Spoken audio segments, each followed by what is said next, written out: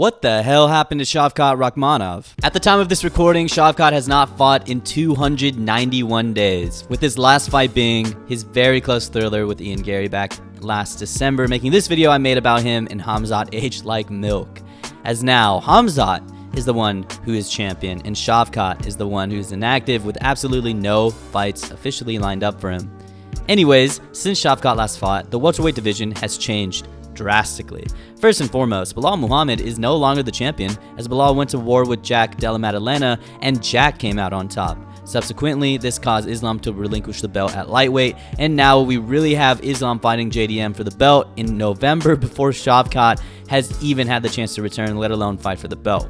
Also in this time, Sean Brady steamrolled and eventually submitted former welterweight champion Leon Edwards, now making him the number 2 ranked contender over Shavkat. It feels like the once scariest contender that at one point was literally finishing everyone, was undefeated, was relatively active, and destined for the belt, is now gone without a trace.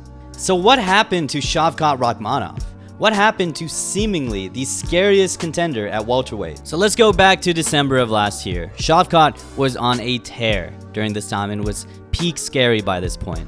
With his submission win over Stephen Thompson, he was 18-0 with 18 finishes.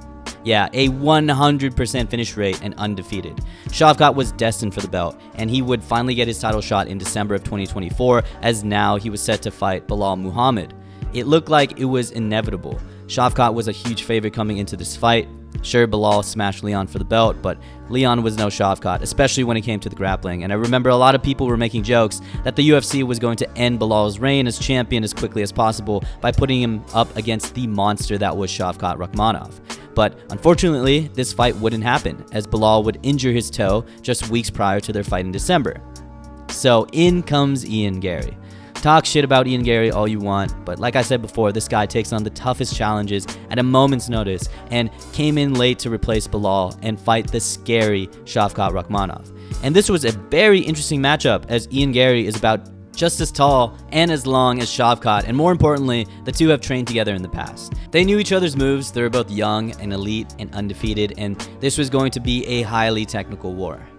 And a highly technical war it was, with Ian Garry suffering a lot of Shavkat's takedowns, as Shavkat, usually being the guy with the taller frame, loves to drag and trip, and with Ian Garry being just as tall as him and very, very smart, he kept this standing for a very long time. This would lead to Shavkat landing bombs over the top and eventually adjusting and going for the legs rather than the trips. But in a scary, scary third round for Shavkat, Ian Garry would be the one to get the better of the grappling exchange and would actually be the one to take Shavkat's back, lock in the body triangle, and threatened a very scary submission. And holy shit, if Ian Garry pulled that off, beat Shavkat by submission, that would have been all time, but Shavkat would survive and get the decision over Ian Garry.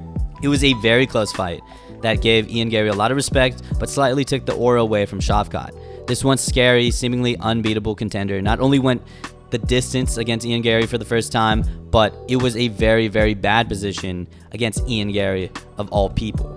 But still, he did win and still had the claim to title contender, and we all expected Shavkat to fight for the belt against Belal in 2025 when Belal recovered. Belal recovered, but it was this time Shavkat the one who was injured, as he tore his MCL in his knee before his fight with Ian Garry, and possibly had to recover even more after that fight. With that recovery time, Shavkat was forced to decline a title matchup between him and Belal, tweeting, "Big thanks to the UFC for offering me the shot at the belt first. Unfortunately, due to injury, I won't be ready for May. I'll be fighting the winner later this year."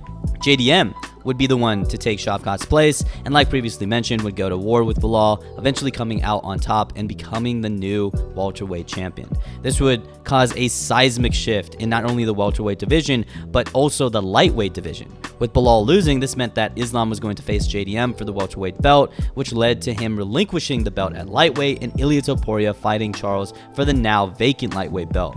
And after all the chaotic moves throughout divisions, and after the dust settled, we're just now realizing that Shavkat was left behind. And on top of this, a couple months ago, we got unfortunate news that his wife and his 3-year-old son and their friends were involved in a fatal car accident in Kazakhstan.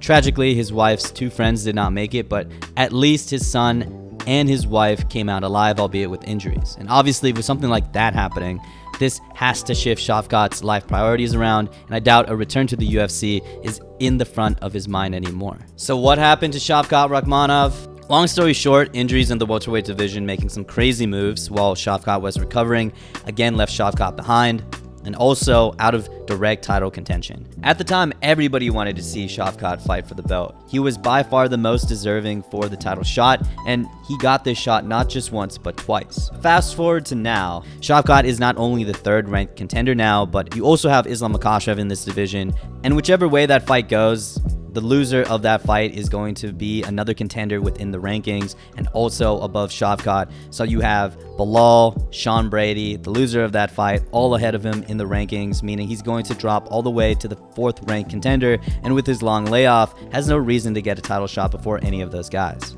So of course the next question is, how does Shavkat come back?